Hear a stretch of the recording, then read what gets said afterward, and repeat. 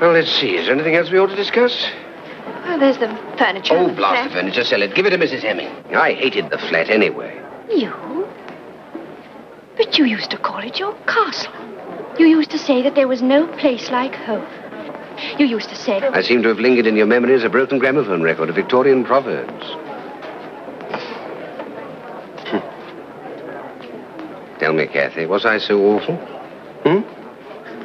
Oh, what does it matter now? Not a bit. Was I? I don't remember. Come on, out with it. Well, you were a bit of an old maid. Old maid? Yes, you know, cut and dried. And then at the least excitement, you dithered. Oh, no, I did not dither. Cut and dried, I may have been on the surface. After all, I spent half my life in an extremely stuffy office, and the other half in an extremely stuffy flat, where the windows were always kept tight shut because my wife had a perpetual cold in the nose. Oh, I didn't... A perpetual cold in the nose. I got no fresh air and no exercise, except a fortnight once a year at Clacton-on-Sea. My job was boring and my health was poor. Possibly I was, in consequence, just a little lacking in star quality. Just a little. All that I frankly admit. But I was not an old maid and I did not dither. All right, I withdraw, dither. Anyway, I don't suppose I was exactly a pin-up girl myself. Pin-up girl? Oh, no, not exactly. Oh. But, Robert, how could I help it? A woman's place may be the home, but... Oh, I'm not so sure it is. Oh, yes, it is. No, I don't think it is. Yes, it is. It always will be. Only not our sort of home. Oh, Robert, I got so bored. Bored? You too? Yes. You remember that high wall that used to shut out our view? Yes. It was so flattening, Robert. Oh, how I used to envy you going down to the city every day. Envy me? Yes, there's something romantic about the city. I've heard all this before. No, I mean, it's exciting. It's like the center of a web. That's it. You get caught in it. Oh, no, quite the opposite. The threads run out to the ends of the earth. Oh, I never thought about that. I always wanted to travel. Do you know what I did once? No. Tell me. Well, No, you'll laugh. I shan't laugh, Kathy. I shan't laugh. You remember the Travel Bureau in Victoria Street? Yes? I went in once. Whatever for? I told them my husband and I had come into money and that we were planning a world tour. They were very polite. Kathy. I came out with my arms full of folders. A lovely week in Lucerne, a luxury trip up the Amazon, the smile on the Sphinx. And whenever that wall got on my nerves, I used to go for a good travel. I've been everywhere. It's like the hymn on Mission Sunday, from Greenland's icy mountains to India's coral strand. I always wondered if it was red coral or white. White. It says so in the folder. Oh, those folders were wonderful.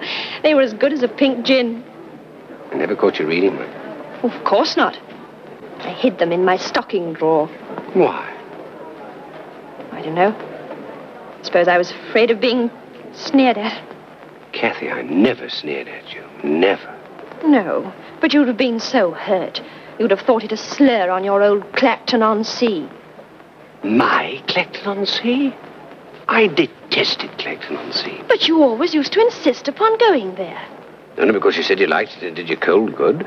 Yes, but what else could I say? We spent our honeymoon there, didn't we? Do you remember the lodgings? I do. Do you remember the smell of curry? No.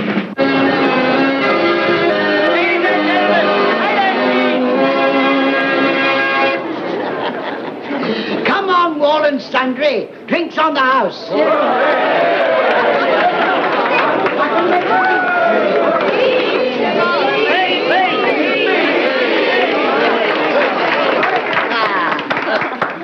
Do you know what today is, ladies and gentlemen? No. It's our golden wedding day. Yes, I married my missus when I was a lad of 19. Invalided home from fighting the Matabele. I'm 69 and she's 67. Here, really? What? Oh, yes, you are. We've been married for 50 years and never had a quarrel. I never believe you. Call me a lad, do you? 5 boys and 2 girls, and never a cross word from start to finish. So me and my old woman give you our love and invite you to have a glass of beer on the house and a bit of a dance.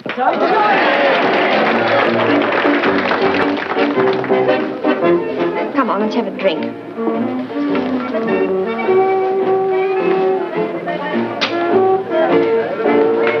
Nobody here. They're all dancing.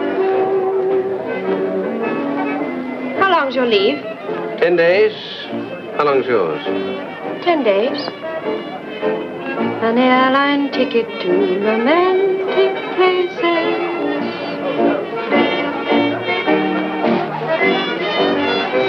Where did you learn to dance? Round and about. One picks it up, you know. Here, where did you learn? Round and about and picks it up, you know.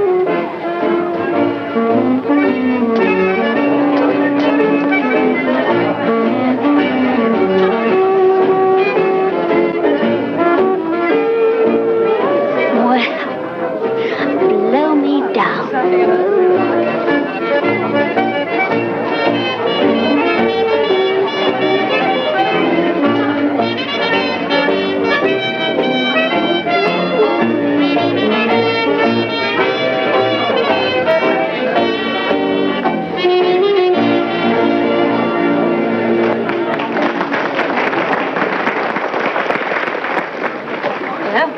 Quick work. What have you done with the other one? What other one? The nitwit, the old man of the sea, the husband. You're Robert. Quiet, that is Robert. Don't be funny. Shut up. Hello. Oh, this is Robert, my husband. This is Dizzy Clayton. How are you? Shall we have a drink? What'll you have? Oh, Dizzy always has a gin and lime. Gin and lime. Same again, Kathy. Please. All right. That is not the husband you're going to get a divorce from. That is the husband I'm getting a divorce from. Then all I can say is you must be insane. Just a poor, crazed lunatic. I don't know what you mean. Now, look here. You told me that I don't want to hear what I told you. Come on.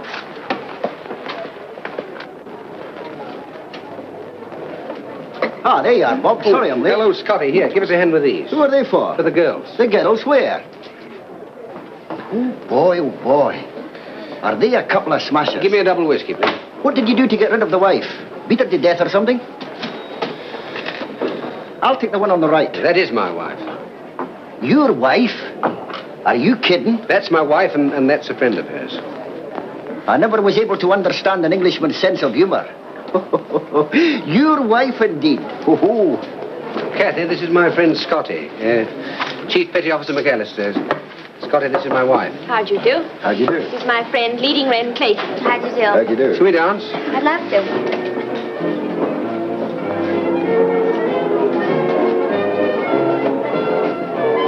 You're not Robert's wife, are you?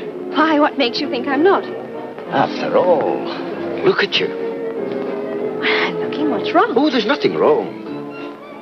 You're just wonderful, that's all. Why, did Robert say there was anything wrong? Robert? Oh, no, you misunderstand me. Robert couldn't say enough about you. But somehow or another, I didn't get the impression that you were a pin-up girl. Am I really? You're my idea of one. Well, of course, Scotty husbands don't think of their wives as pin-up girls. Oh, no. He always said how dependable you were, that you didn't waste your money on clothes and makeup and all that sort of thing. About you being so delicate and always having colds. You see, well, I was rather scared of meeting you. Oh, yes, I do see. I couldn't imagine you being so young. Oh, couldn't you?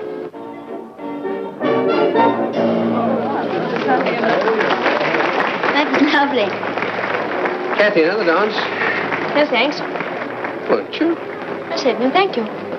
How about you? Yes, sure, thanks.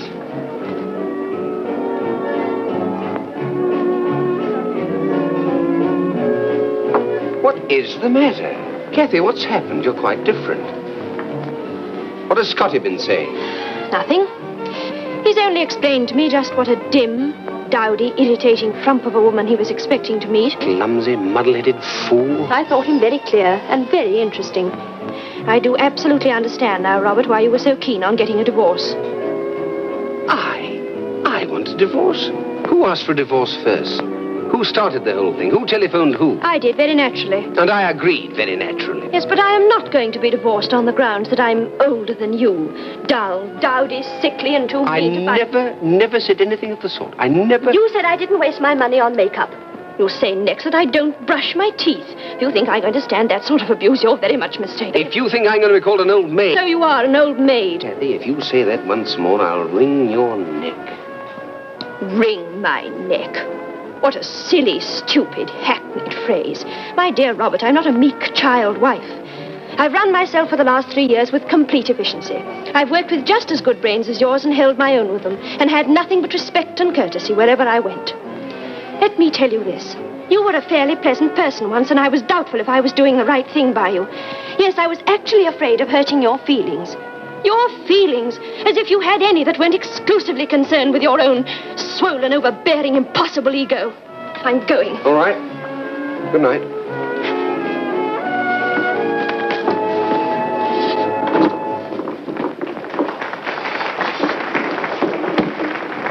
Dizzy, I'm going. We're all going, aren't we?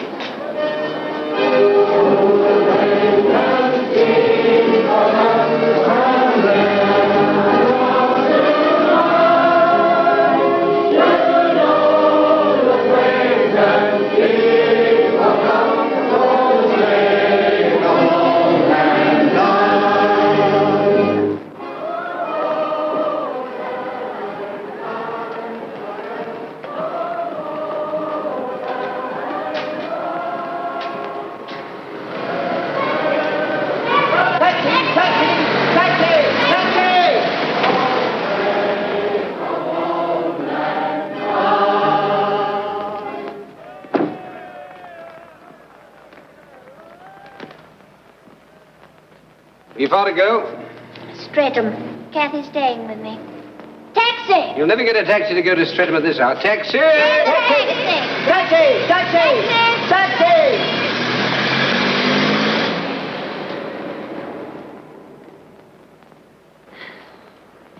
If we can't get a taxi, we must go to an hotel. You two girls can go to the flat. Taxi! He says we can go to the flat. I wouldn't dream of going to the flat. She wouldn't dream of going to the flat. Tell her not to be a fool. He says don't be a fool. Oh, tell him to mind his own business. You heard that, I suppose. Tell her for the time being she's still my business. I won't allow my wife to wander around the streets. Taxi! There's a taxi. Taxi! Taxi! Taxi! Oh, Philip, where do you want to go? Streatham. Oh, no, you don't. Close that door.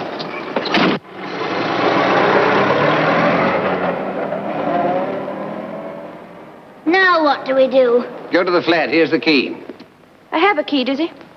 She has a key, Robert. I intend to wait here until I get a taxi. She intends to wait here until she gets a taxi. All right. We'll all wait here till she gets a taxi. It would be very much better if they both went back to their drinking. We are perfectly capable of looking after ourselves. I'm going to see you and your friend into a taxi or into the flat. I don't give a Hades which you do, but I'll not leave two girls standing on the pavement. Is that understood? Yes, Robert.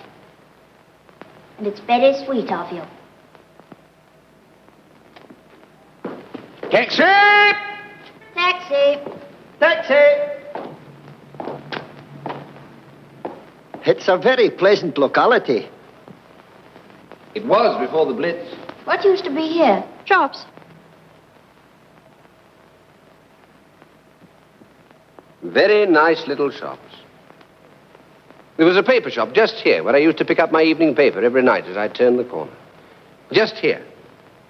Next door to the butcher. The laundry.